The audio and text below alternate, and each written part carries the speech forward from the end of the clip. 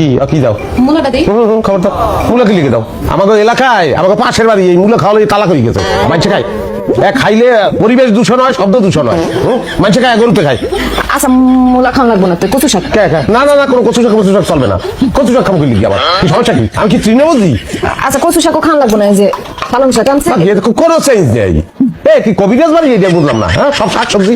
কোনো আমিষের ব্যবস্থা নাই হ্যাঁ মাছ টাছ কোনো কিছু ব্যবস্থা করে না খালি কইতেছে এটা খাও ওটা খাও এটা খাও হ্যাঁ এইগুলো এই সমস্ত জিনিসপত্র খাইলে এটা কি আমার শরীরে বল হইবে জামাই বাবাজি আজকাল মতো খাও আমি তো ভাবছি যে এইসব খাইলে তোমার শক্তি হবো এই জায়গা এই আয়োজনগুলো আমি করছি আপনি আউগারি ভাবেন কি লিখবে আমার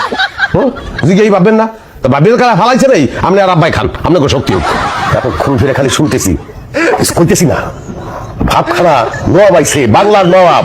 এতই যদি নবাবি নিজে বাজার করে আনলেই তো পারো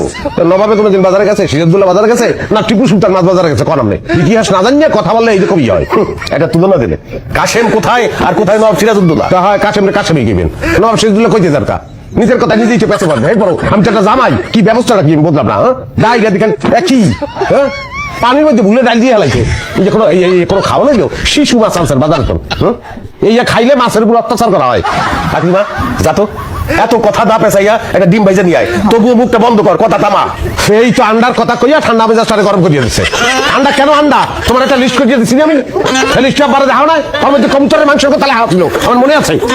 কারণ আন্ডা যে বুঝতে হয় আমারে আমি বলে আন্ডা খাবো